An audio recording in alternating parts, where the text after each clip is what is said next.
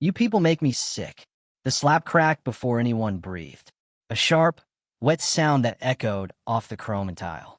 Tasha Green's head jerked sideways. Her cheek flushed red. The coffee pot in her hand wobbled, but didn't fall. She just stood there, frozen, while 20 people stared at the scene and pretended they weren't watching. Melissa Crane straightened her blazer, calm, collected. Always late, always whining, always stealing. You think I don't see? I didn't take anything, Tasha said, voice trembling. Then where's my money? Melissa pointed to the tip jar on the counter. There was $80 when we closed last night. Now there's 50. I don't know, maybe. Don't lie to me. Melissa stepped closer. The room seemed to shrink. You got 2 girls, right? CPS has your file. One call from me, and they'll be sleeping somewhere else by sunset. Tasha's throat tightened. Please, I didn't take. I said shut up. Nobody moved. The cook stopped mid-order. The trucker in the booth kept chewing, eyes fixed on his plate. The 2 nurses by the window glanced at each other and looked away. Tasha's hand shook as she set the coffee pot down. I'm sorry, ma'am. I'll check the drawer again. You'll check nothing. Close tonight at midnight. Be back at 4. Maybe a little exhaustion will teach you gratitude. That's only 4 hours off? Congratulations, you can count. Get back to work. Melissa turned, heels tapping across the tile. The sound was too clean, too steady. Tasha blinked fast, holding the tears back. She picked up the coffee pot again, poured for a man who refused to meet her eyes. At the far corner, near the wall, a man in a dark baseball cap adjusted his phone slightly. His plate of pancakes had gone cold. The camera lens faced the counter, silent, steady. Recording light off. No one noticed. He'd been filming since the morning rush began. 15 minutes of footage, every insult, every threat, every second of humiliation. His name was Isaac Rowe. He built Haven Street Grill 9 years ago with his mother's recipe book and the idea that people deserve second chances. And now, sitting in his own restaurant, disguised as a stranger, he was watching that promise get torn apart. Melissa reappeared, clipboard in hand. Tasha, wipe down tables 6 through 9 before the lunch crowd. And smile. You look miserable. Yes, ma'am. Say it louder. Yes, ma'am. That's better. Melissa turned to another server. Marlon, if I see one more comped meal on your log, I'm docking your check. We're not a charity. Yes, ma'am. Isaac's jaw tightened. Not a charity. He'd said that line himself years ago, meaning dignity, not cruelty. He looked around the diner. Every worker looked beaten down, robotic. Not one smile in sight. Melissa caught sight of a half-empty table. Table 4's been waiting for their check, she barked. Tasha hurried over, nearly tripping over a mop bucket. Melissa muttered, useless, under her breath. Isaac's phone kept recording. A small girl's voice broke the tension. Mommy, heads turned. A child, maybe 6, stood at the door holding a backpack too big for her shoulders.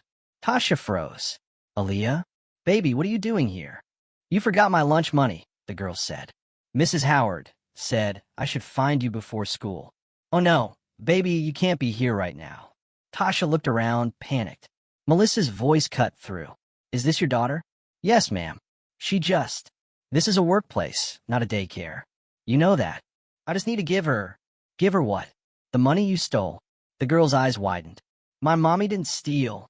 Melissa leaned down until her face was inches from the child's. Go wait outside, sweetheart. Grown-ups are talking. Tasha's hand shook as she dug through her apron, pulled out her wallet. Here, baby. She counted $6, all she had. By lunch today and tomorrow, okay? Mommy'll bring more Friday. What about you? I'll eat here, Tasha lied. Go on now. Be good. The little girl hesitated, then ran out the door. Tasha stood still, clutching her empty wallet. Melissa smiled. Get it together, Tasha. Another scene like that, and I'll have to call your caseworker. We both know how that ends. Yes, ma'am. She walked back toward the kitchen, shoulders tight, lips pressed together. Isaac's stomach turned. He'd built this place to keep people from being broken like that. Now it was breaking them. Melissa stopped by the counter again. Tip jars light.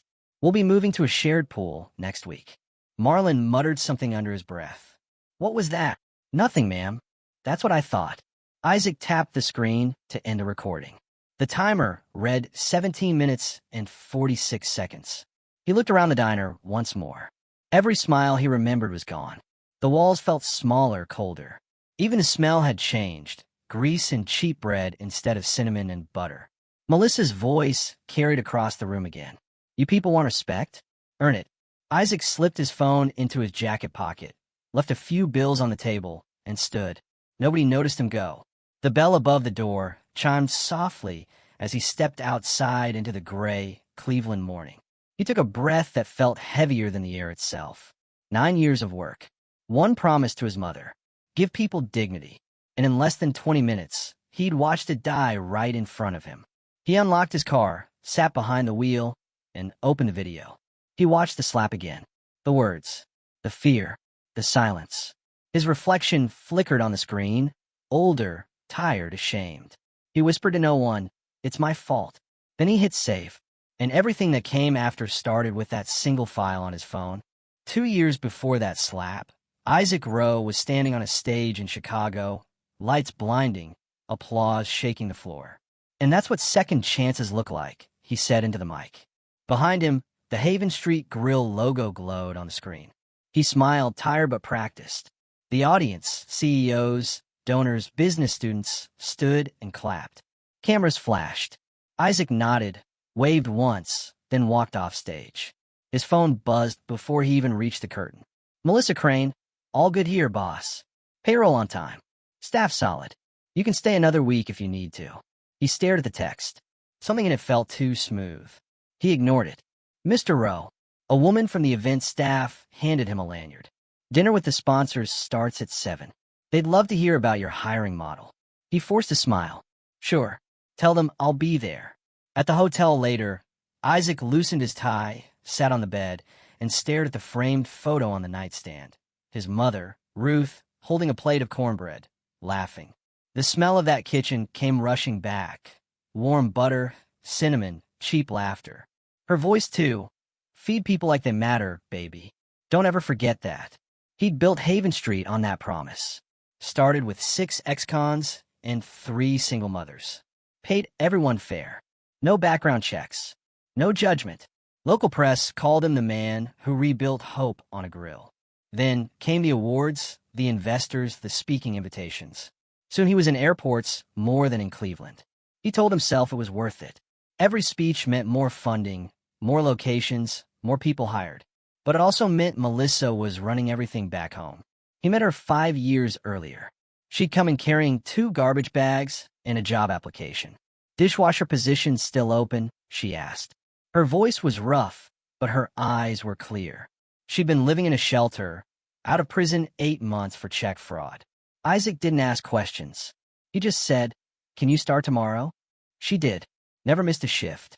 Stayed late. Took extra hours when others quit. 2 years later, he made her manager. She cried in his office. Nobody ever trusted me like this before. I won't let you down. He believed her. For a while, she was perfect. Tight schedules, clean books, fast service. When Isaac started traveling, she ran the day-to-day without complaint. Every week she emailed, all green. Cost down. Revenue stable. We're good, boss. He'd reply, proud of you. Keep it up. He didn't see the cracks forming. Tasha missing rent. Darnell sleeping in his car. Half the staff quitting without notice. Melissa's updates never mentioned any of it. One night in a Berlin hotel room, Isaac sat on the edge of the bed at 2 a.m., watching a video his daughter had sent him. She was 9, holding a blue ribbon from her science fair. He'd missed it again. He watched the clip twice, then checked the diner's account balance out of habit. Payroll had jumped nearly 20% in 6 months. Revenue flat. He opened the email from his accountant, marked urgent. Either someone's stealing or the system's broken. Look at this now. He didn't. He closed the laptop and told himself he'd deal with it after the next conference. 2 days later, a text came from an unknown number. Check your floor before it burns. He blocked it. Then another came from a different number. People are scared.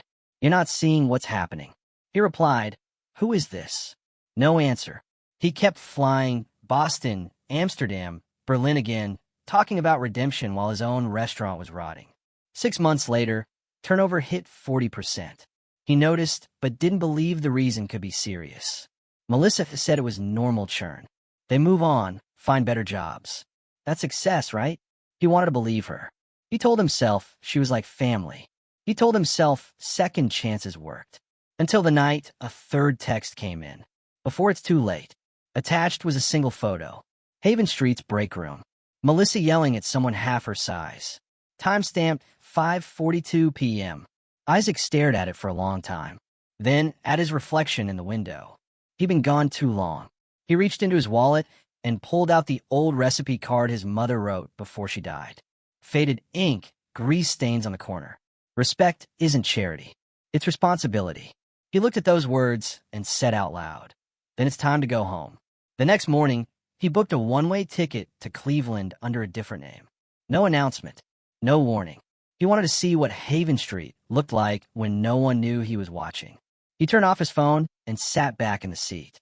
Somewhere over the Atlantic, he realized what scared him most wasn't what he might find. It was the chance he'd built the very thing he once swore to destroy. Isaac's flight landed in Cleveland just after dawn. Cold air, gray light, quiet streets. He didn't go home. Didn't tell anyone. Just rented a car and drove east until he saw the Haven Street sign again. From the outside, the diner looked fine. New paint, same logo, people moving behind the glass. But something felt different. The energy was gone. The faces looked empty. No laughter, no small talk. Just people clocking in like they had no choice. He parked 2 blocks away and sat there, watching through the windshield. 5 minutes passed. Then his phone buzzed. "Welcome home, Mr. Rowe. Don't tell her you're here." Unknown number. He texted back, "Who is this?" No reply. By 8 a.m., he checked into a cheap motel off the freeway. Room 117 smelled like bleach and smoke. He shut the curtains, dropped his bag, and spread the paperwork across the bed. Payroll sheets, bank records, supplier invoices. Marcus, his accountant, had sent everything overnight. The numbers told a story. 6 months ago, payroll was $8,100 a week. Now it was close to $9,900. Revenue hadn't changed. Prices hadn't changed. So where was the extra money going? He flipped through the staff schedules. Every worker listed exactly 40 hours. Not 39, not 41, not one overtime entry. Too clean, too perfect. Isaac leaned back, staring at the ceiling. He'd run enough kitchens to know, when records look flawless, someone's hiding the mess. Another text came in. A photo. A handwritten timesheet pinned to a corkboard. Tasha Green at the top. The version Melissa had sent him last week showed 40 hours. This one showed 58. His stomach turned cold. He typed fast. "Who are you?" 3 dots appeared. Disappeared. Then came back. "Someone who still believes in what you said.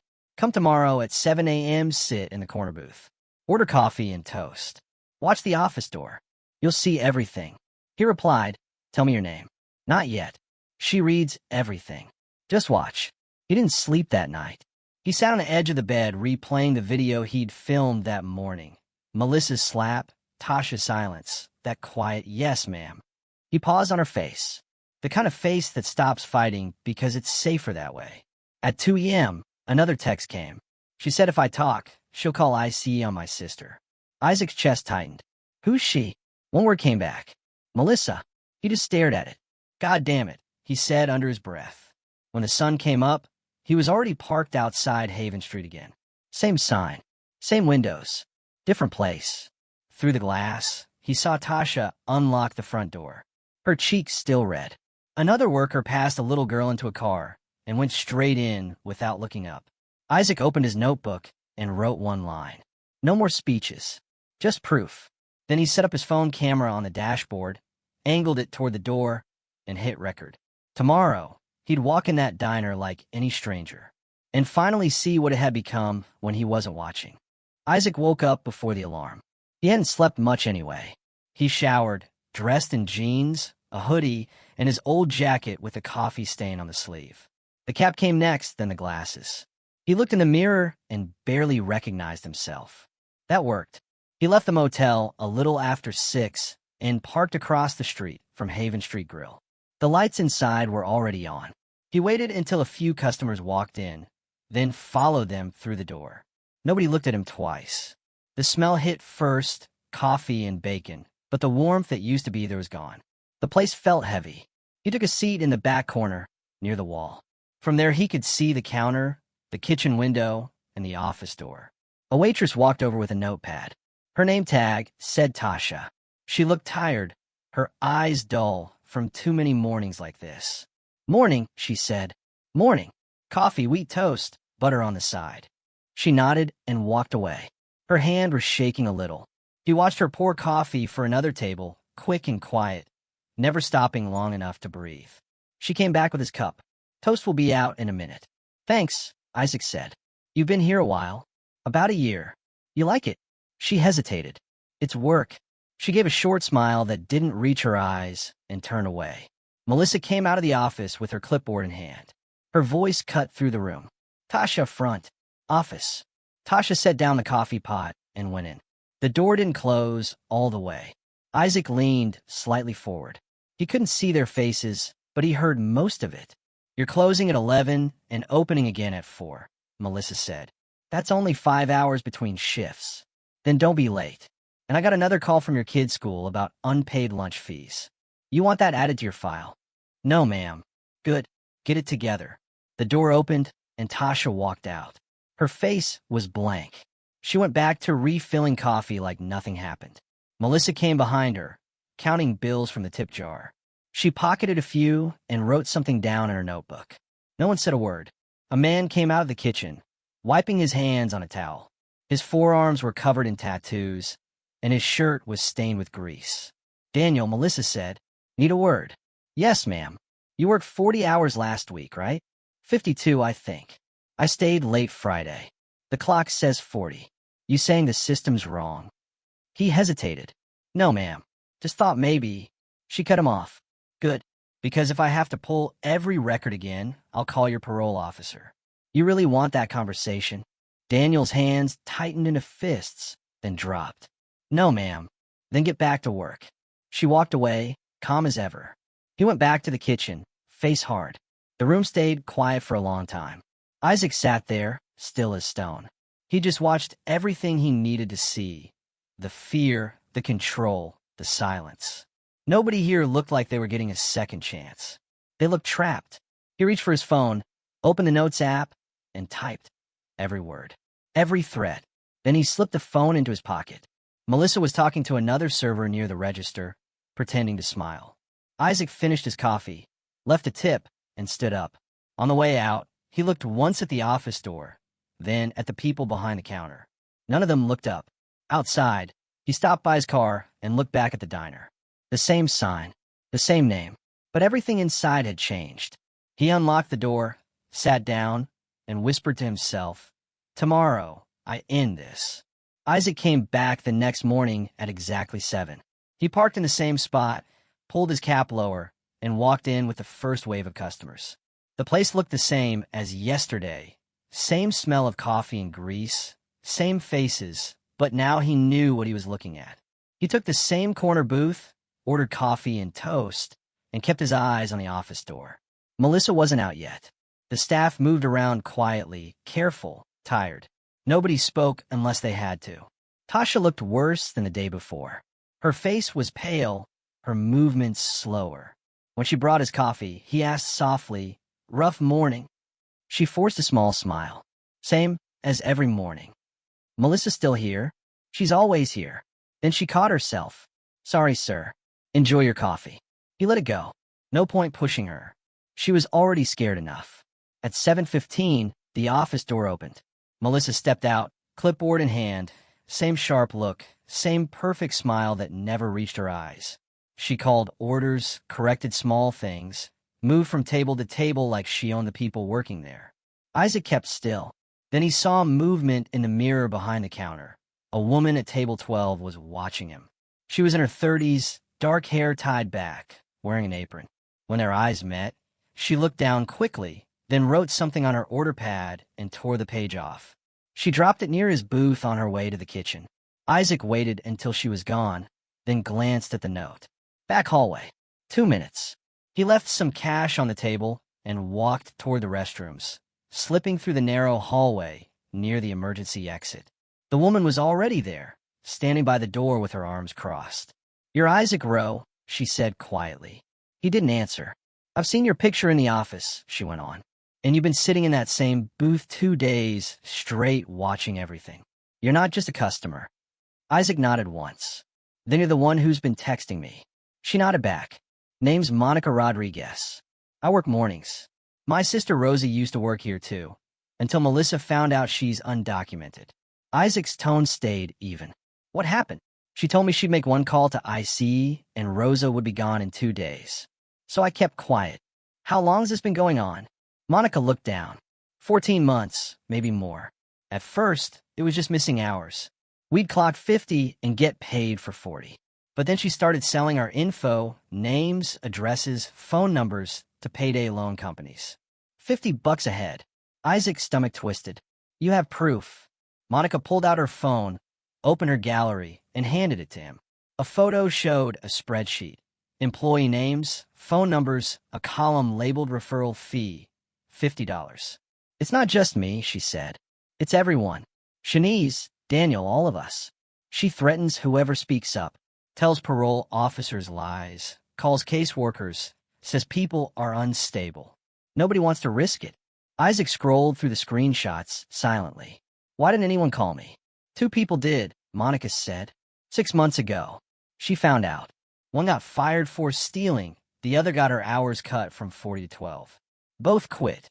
He exhaled slowly. "How many hours did you work last week?" 54. "And you got paid for?" 40. "Shanice?" 68. "Same pay." Isaac shook his head. "Unbelievable." "There's something else," Monica said, lowering her voice. "I made a copy of her desk key 6 months ago. I've been too scared to use it. But if you really want to see what's happening, it's in her office. Bottom drawer. She keeps 2 sets of time cards. And a notebook. You need to see it yourself." He looked at her for a long second. "When?" "Tonight. After close. She leaves at 11:30. Cleaning crew comes at midnight. We'll have half an hour." Isaac hesitated. "She'll know someone helped me." "I don't care anymore," Monica said. "She ruined enough people's lives. Somebody has to stop her, and you're the only one she's scared of." Voices came from the hallway. 2 workers passing by. Monica stepped back. "Go now, before she sees you."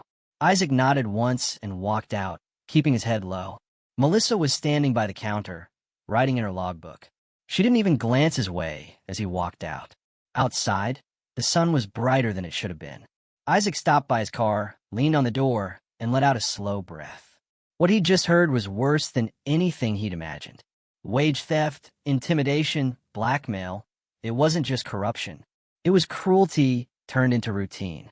He opened his phone, replayed his mother's voice in his head. "Respect isn't charity. It's responsibility." Then he said quietly, "All right, Mom. Tonight we get the proof." The diner closed at 11 sharp. By 11:40, the parking lot was empty except for one car at the far end. Isaac sat inside it, engine off, lights out. The streetlight above the alley flickered once, then died. Perfect. His phone buzzed. Back door now. He stepped out, crossed the street, and slipped into the alley behind Haven Street Grill. Monica was waiting near the emergency exit, her hair tied back, a flashlight in her hand. "She left 10 minutes ago," she whispered. "Cleaning crew comes at midnight. We got maybe 25 minutes. Isaac nodded. They went in through the back. The kitchen was dark except for the red glow of the exit signs. The smell of grease and old coffee hung in the air. Monica led the way through the prep area and stopped in front of the office door. "She locks it every night," she said. "Bottom drawer has everything." She pulled a small key from her pocket, slid it into the lock, and turned. The door opened with a soft click. Inside, the office looked cleaner than he expected. Desk, filing cabinet, wall calendar, nothing out of place. Isaac shut the door behind them and kept the flashlight low. Monica pointed to the bottom drawer. "That one." He knelt and opened it. 2 stacks of time cards sat inside, neatly labeled, payroll and actual. He laid them on the desk side by side. The difference was obvious. Tasha Green, payroll, 40 hours. Actual, 68. Daniel Price, payroll, 40. Actual, 52. Monica Rodriguez, payroll, 40. Actual, 54. Week after week, same pattern. Dozens of cards, 20 to 30 unpaid hours per person. Jesus, Isaac muttered. She's been stealing from all of you. 18 months, Monica said quietly. At least. Next to the stacks sat a black composition notebook. Isaac opened it. Every page was filled with tight handwriting. Dates, names, numbers, and notes beside them. Week of March 3rd to 9th. Tasha Green, 68 hours worked, 40 paid. Profit $420. Leverage, custody case, lunch debt. Daniel Price, 52 hours worked, 40 paid. Profit $240. Leverage, parole officer.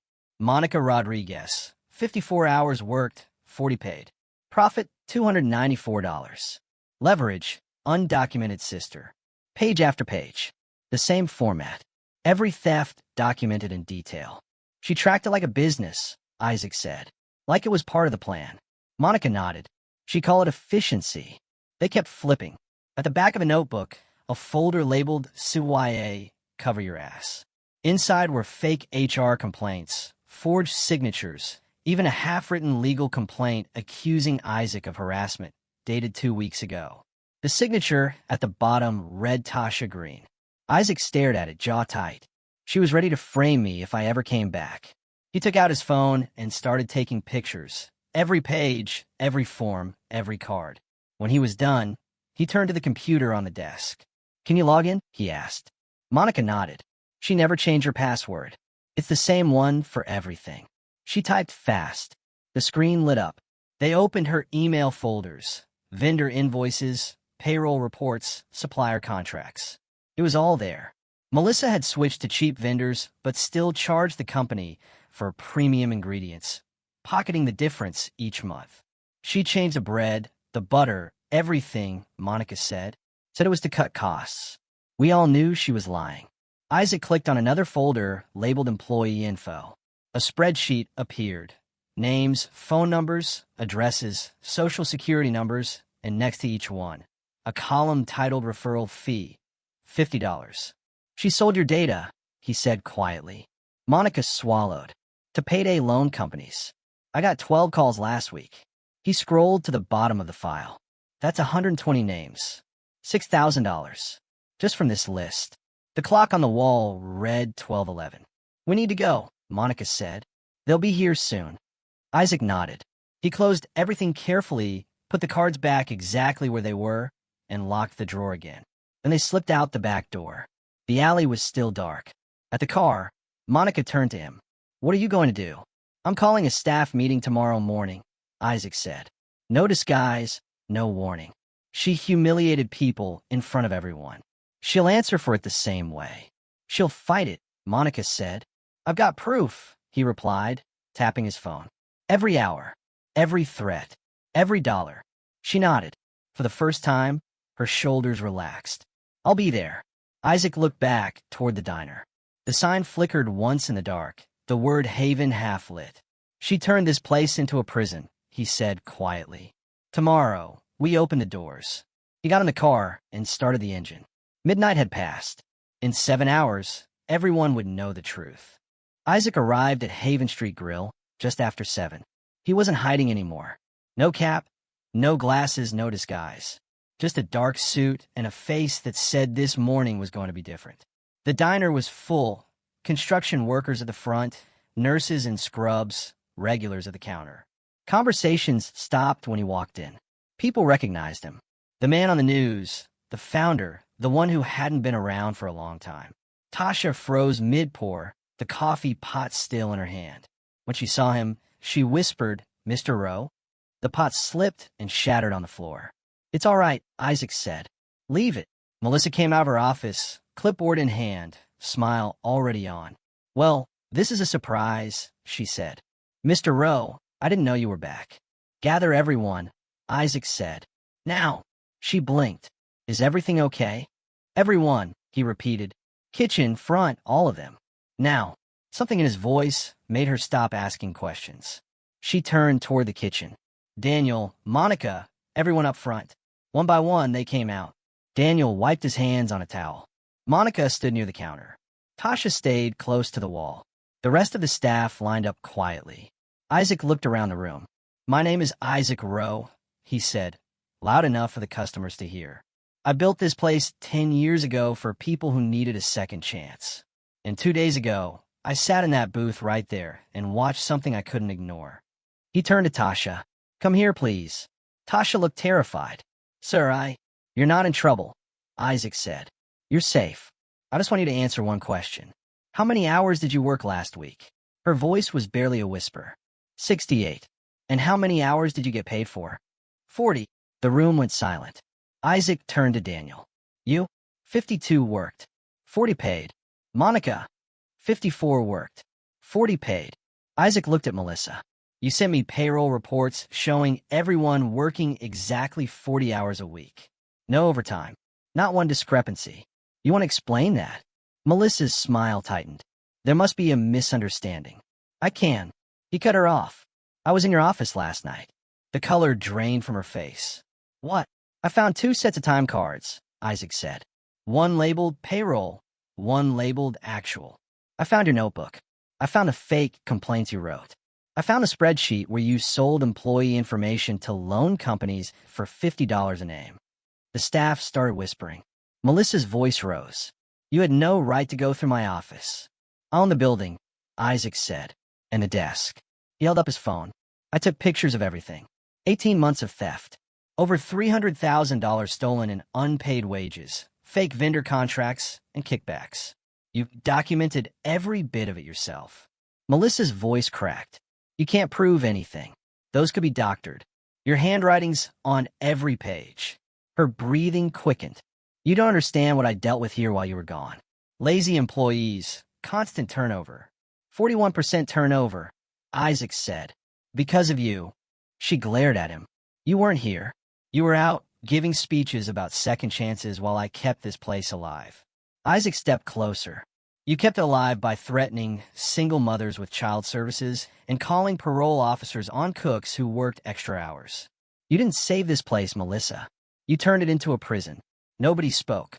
Even the customers stayed frozen in their seats. Melissa's hand shook as she set her clipboard on the counter. "You can't fire me without due process." "I just did," Isaac said. "You're done.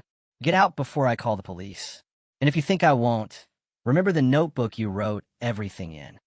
She looked around the room, hoping someone would speak up. Nobody did. Monica folded her arms. Daniel crossed his. Tasha just stood there, shaking. Melissa grabbed her bag, straightened her jacket, and muttered, "You gave me a second chance. And this is what it got you." Isaac didn't flinch. "You had a second chance. You used it to destroy other people's first." She stared at him one last time, then turned and walked out. The door closed behind her. The bell above it chimed once, then went still. For a long moment, no one moved. Then Tasha covered her face and started crying. Monica went to her, arms around her shoulders. Daniel just kept staring at the floor, jaw clenched. Isaac looked at all of them. "I'm sorry," he said quietly. "I should have been here." Monica looked up. "What happens now?" "Now," Isaac said, "we fix everything she broke." 3 hours after Melissa left, the diner felt like a different place. The noise had returned, not loud, but human again. Plates clinking, the hum of conversation, people breathing easier. Isaac sat in his office with 3 employees, Tasha, Monica, and Daniel. The same room that used to belong to Melissa. He had a notebook open, a pen in hand, and 3 checks on the desk. "This is what she took from each of you," he said, "plus interest." Tasha picked hers up first. Her hands shook when she saw the number. $6,340, she whispered. "I can pay rent, catch up on everything, my kids." She pressed the check to her chest and started crying quietly. Monica opened hers. $4,820, she said. "I didn't think I'd ever see that money again." Daniel looked down at his. $3,960. He didn't say anything for a long time. Then, "Thank you, sir." Isaac nodded. "That's every unpaid hour Patricia, sorry, Melissa, took from you. I stayed up all night going through every time card, then called my accountant at 5 this morning. Everyone who worked here during her time gets what they're owed. 14 people total. $98,900. Monica leaned forward. You're paying it out of your pocket? I'm paying it because I should have been here, Isaac said simply. But that's just the start. He opened the notebook to a clean page. We're not going back to the way things were. We're rebuilding this place the right way. Tasha wiped her eyes. Ow! First, we're restructuring Haven Street as a worker cooperative, Isaac said. Anyone who's been here more than a year gets part ownership. You'll share in profits, have voting power, real authority. I'll keep 51% for legal control, but 49% belongs to employees. You'll help run this place. Daniel frowned slightly. You mean we'd own part of it? Exactly, Isaac said. You built it while I was gone. You should benefit from it. Monica looked unsure. What if we screw something up? Then we fix it together, Isaac said. No more fear. No more top-down control. We learn, we adjust, we move on. He started writing again. Second, Employee Council. 5 elected members. They'll have veto power on major decisions. Hiring, firing, vendor contracts, policy changes. Even I can't overrule them without a vote. Tasha blinked. You give us the power to vote against you? Isaac looked at her. I'm giving you the power to protect yourselves. He kept writing. Third, transparent payroll and scheduling. No paper cards, no manual edits. Everything digital, visible to everyone. Nobody touches the system except the accountant. Monica nodded slowly. That would have stopped her. Exactly, Isaac said. Fourth, no more speaking tours for me. I'll be here at least 30 hours a week on the floor. If I leave town, I tell the council first. No more running this place by email. Daniel leaned forward. Who handles the business side then? I'll hire a new operations manager, Isaac said. But not alone.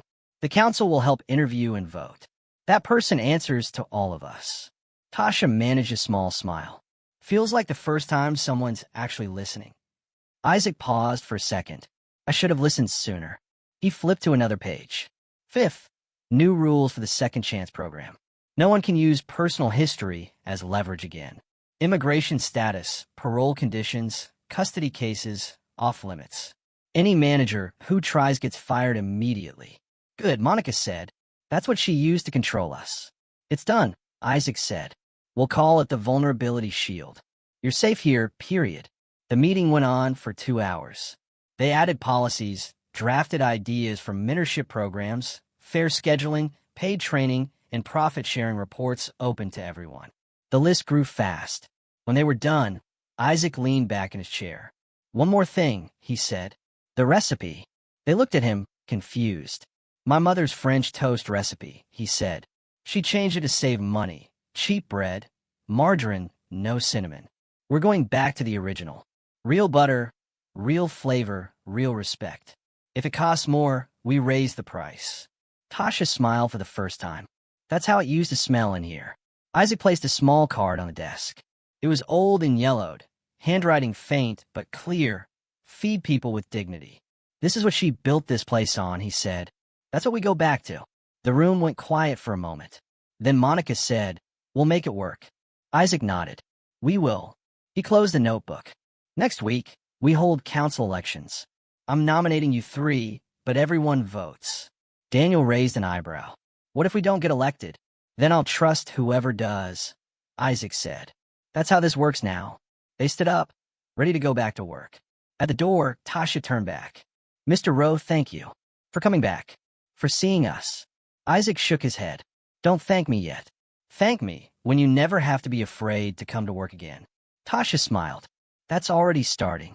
When they left, Isaac sat alone for a while. Through the window, he could see the grill steaming, customers eating, the morning moving on. For the first time in a long time, the place looked alive again. He looked at the recipe card on the desk. His mother's handwriting faded, but still readable. Feed people with dignity. This time, he intended to keep that promise. 6 weeks later, Haven Street Grill didn't look new, but it felt different. The windows were cleaner, the air smelled like cinnamon again, and the noise inside had changed. People talked, laughed, moved like they belonged there. At 8 a.m. on a Saturday, Tasha Green pushed open the door, not in uniform this time. She wore a simple jacket and held the hands of her two daughters, Amara and Destiny. "Can we sit in a booth?" Amara asked. "Anyone you want, baby," Tasha said. They picked the corner booth, the same one where Isaac had sat the morning everything changed.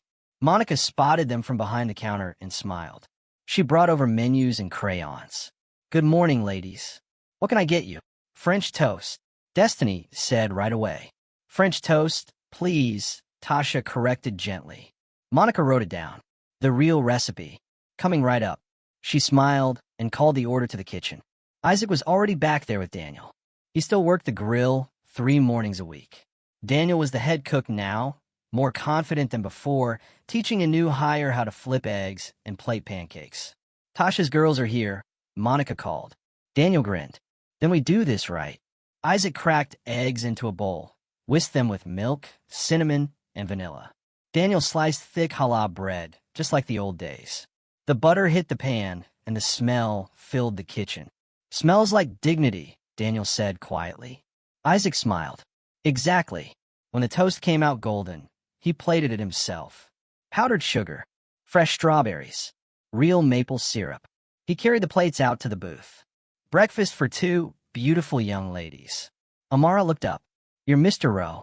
Mommy talks about you." Isaac smiled. "She does, huh? What does she say? That you the reason?" She smiles again. Tasha looked embarrassed. "She exaggerates." "No," Isaac said gently. "She's right. You're the reason this place still stands." Tasha's eyes watered, but she didn't look away. "We're doing okay now. I paid off rent, caught up on bills. Feels like breathing again." Isaac nodded. "That's how it should have been all along." At the counter, Monica was counting tips from the day before. The system was digital now, transparent and fair. Her sister Rosa sat next to her eating breakfast before her shift. She was officially on payroll now, documented, safe. Daniel walked out from the kitchen to check tables. His apron was stained with flour, his hands still steady. When he passed Tasha's booth, Amara waved at him with a fork full of toast. "This is really good." He smiled. "Glad to hear it, kiddo." By 10 o'clock, the diner was packed. Orders moved smoothly, no shouting, no fear. The new employee council had posted the week's meeting agenda on the board near the register. Topics: COO interviews, training schedule, community breakfast event. At 11, Isaac untied his apron. "Council meeting in 30, he said to Daniel. Daniel nodded. "We got it handled." Isaac stopped by Tasha's table before leaving. The girls had finished their food, powdered sugar all over their cheeks. "Good?" he asked. "The best ever," Destiny said. Tasha smiled. "They said it tastes like my mom's cooking. That's the highest compliment they know." "Then I'll take it," Isaac said. "And for the record, this place is partly yours now. You can come eat here whenever you want. Owner's discount." Tasha laughed softly. "That still sounds strange." "Get used to it," Isaac said. "You earned it." At 11:30, the council gathered in the office. The same room Melissa once used to intimidate people now had new paint and a sign on the door. Employee council room. Tasha sat at the head of the table. Monica and Daniel were beside her, along with 2 other longtime staff members. Isaac took a seat near the end. "First item," Tasha said, opening her notebook. "COO applications. 3 finalists." Isaac presented the candidates one by one. The council asked questions, debated, and finally voted. Isaac's top choice lost 4-1. "All in favor of number 3? Tasha asked. 5 hands went up, including Isaac's. "Motion carries," she said, smiling. After the meeting, Isaac walked back through the dining room. He paused for a second near the grill.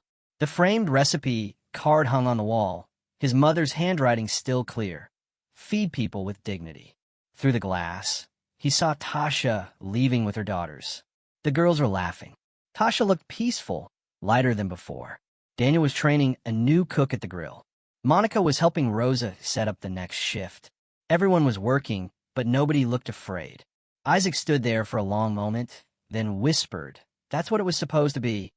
He turned off the apron hook, rolled up his sleeves, and went back to work. 3 months later, the Haven Street Council met for their regular morning session. The sign on the office door still read Employee Council Room, though most people just called it the table. There was no head chair, No boss seat. That was the point. Tasha opened her notebook. Let's start with vendor updates, she said. Isaac, you talked to suppliers? He nodded. Two of them want to raise prices. We can't go back to cheap ingredients, but we can't bleed cash either. Monica flipped through her folder. I checked a co-op bakery downtown. They'll do wholesale and donate leftovers to the shelter. Price is slightly higher, but community ties matter. Daniel leaned forward. And people come for the food now. Quality keeps them here. Let's do it. Tasha looked around. All in favor? 5 hands went up. Approved. The meeting rolled through other topics. Payroll reports, repair budgets, scheduling. Rosa spoke next. Some of the new hires are still getting short breaks. Not on purpose, just bad timing. Daniel nodded. We'll fix it. I'll split shifts evenly. And from now on, every new hire gets a mentor. Good, Tasha said. Next, training plan. Isaac had a small grin. I'm setting up a monthly workshop. Customer service, safety, management basics. We'll rotate who leads it. Experience gets shared instead of stuck in one office.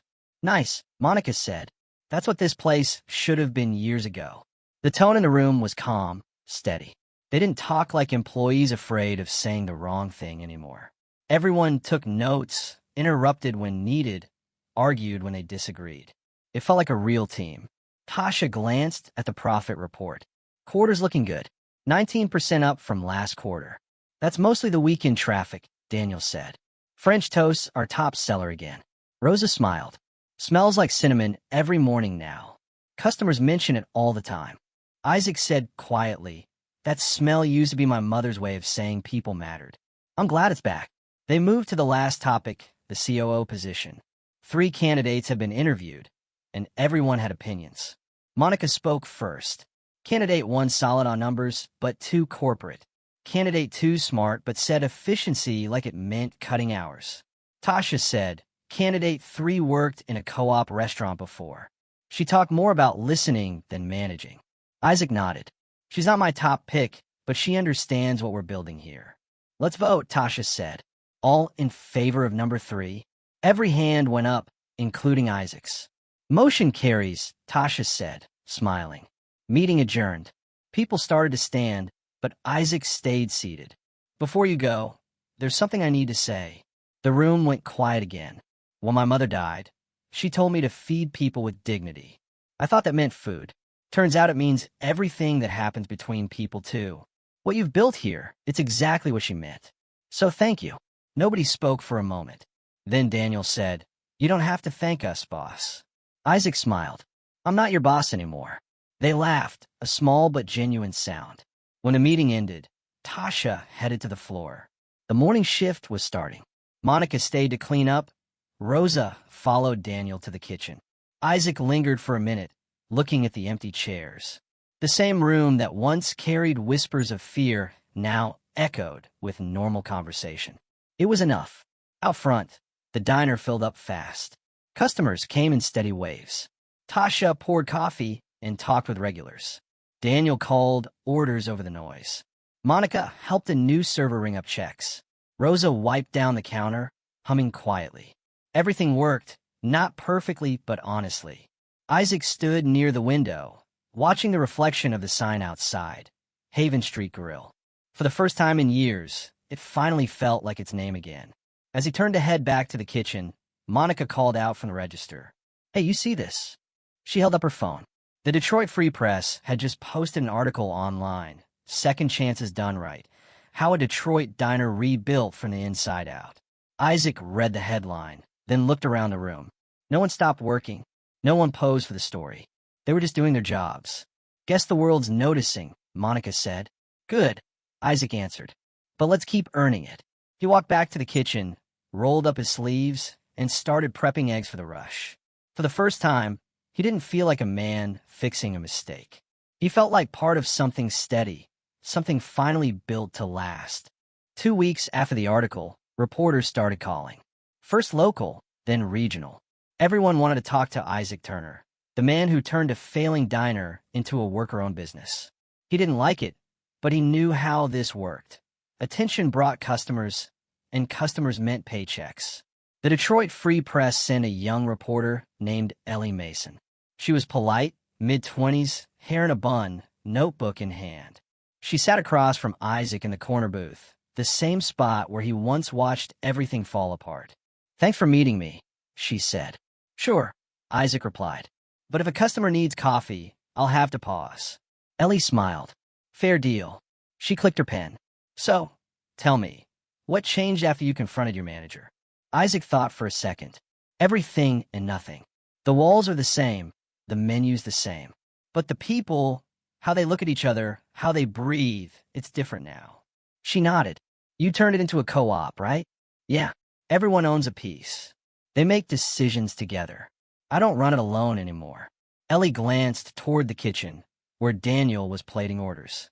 "He's one of the owners?" "Yeah. Head chef, council member, and a guy who keeps me honest." Daniel overheard and shouted. "And late to his own meetings sometimes." Isaac grinned. "See what I mean?" Customers laughed.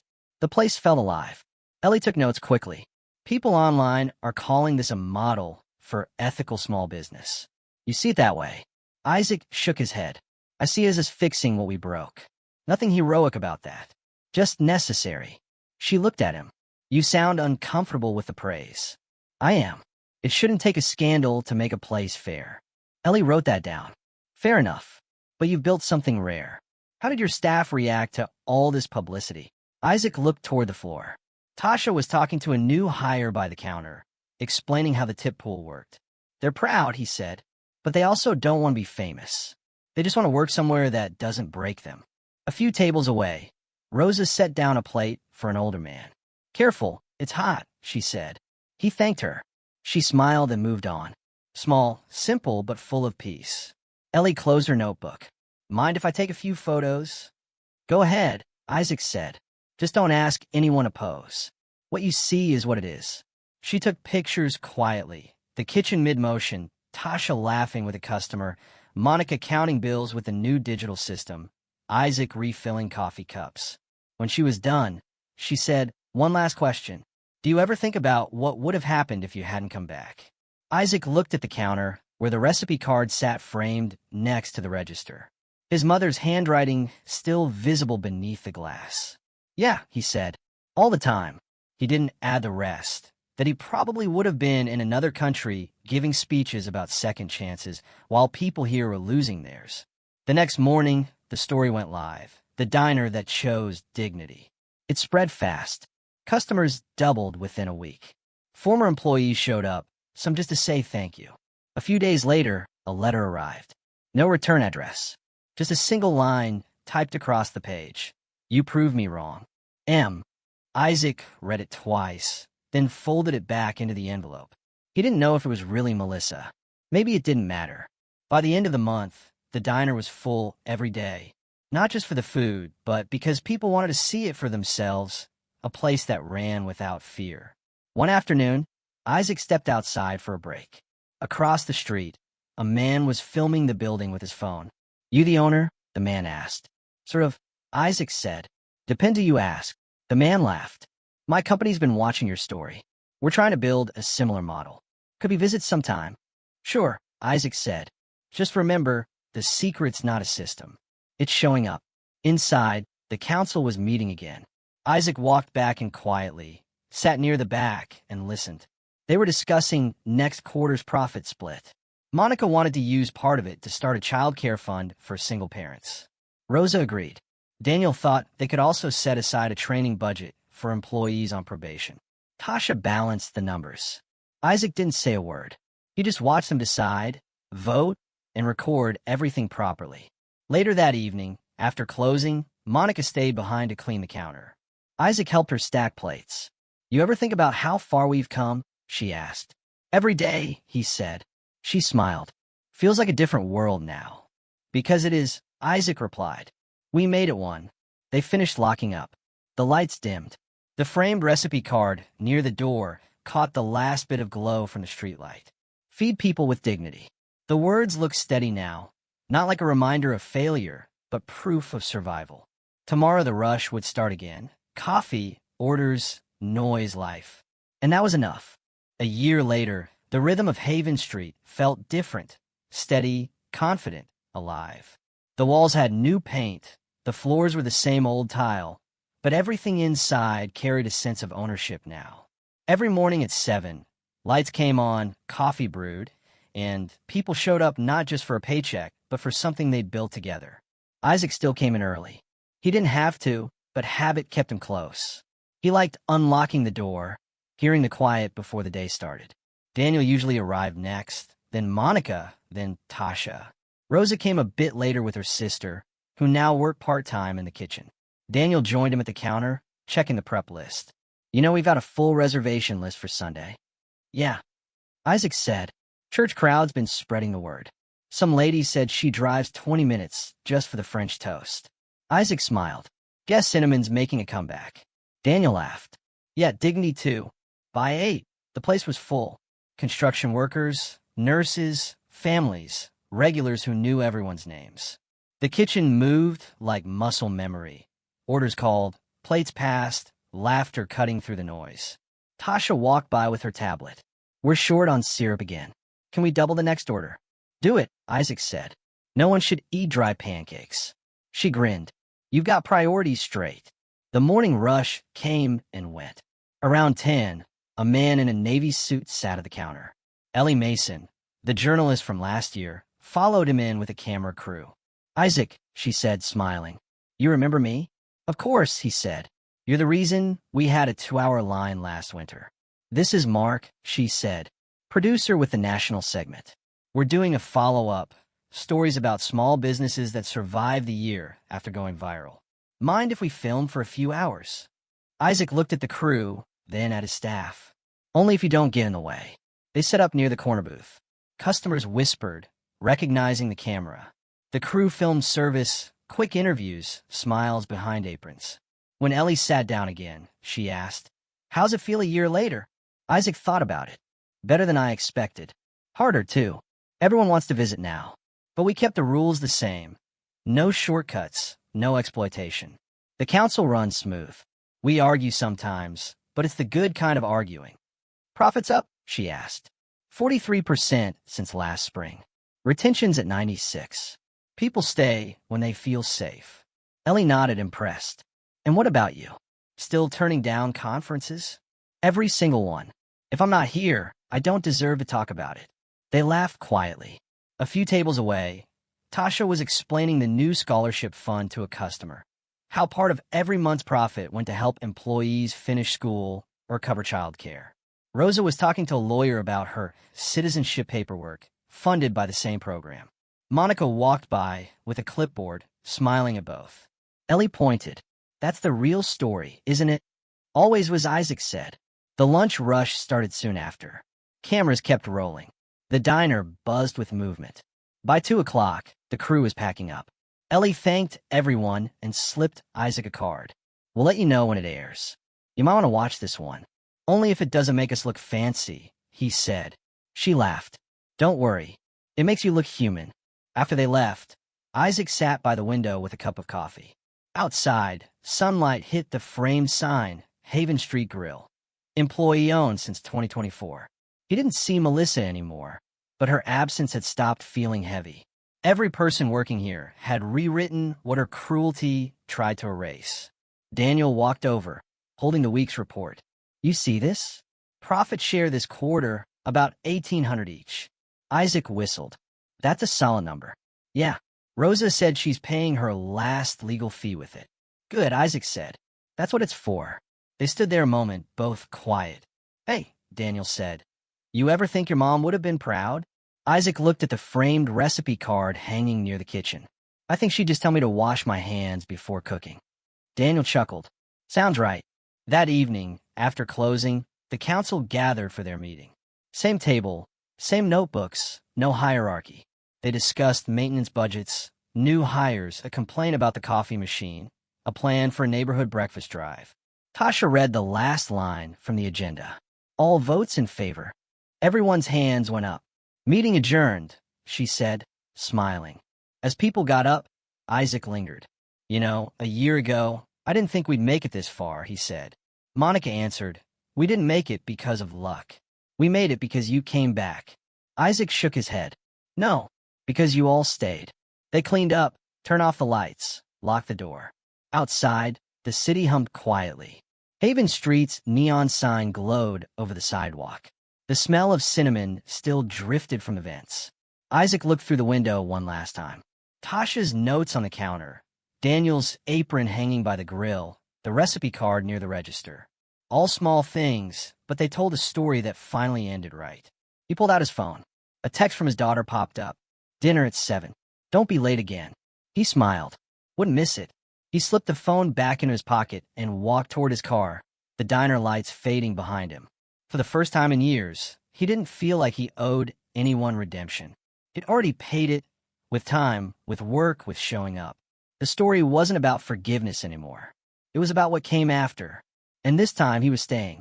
If you've ever worked somewhere that made you feel small, you already know what silence costs.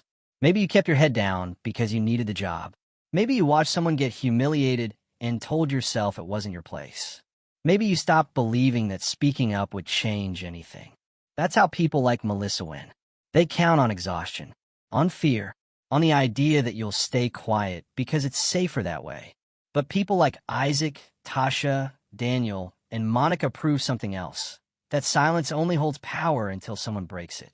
One person saying, "This isn't right," can be the start of everything shifting. The truth is, most places don't need heroes. They just need people willing to notice, to act, to refuse to look away. Haven Street didn't become a success because of investors or speeches or luck. It survived because ordinary workers decided enough was enough. Because one man came home and listened. Because a few people who were afraid finally talked. If you've ever been that person, overlooked, underpaid, scared to lose what little you have, this story is for you. And if you've ever had power over someone's paycheck or shift or future, it's for you too. Dignity isn't charity. It's not extra. It's the baseline of what work should mean. Change doesn't start with a press release. It starts when someone like you stops pretending not to see.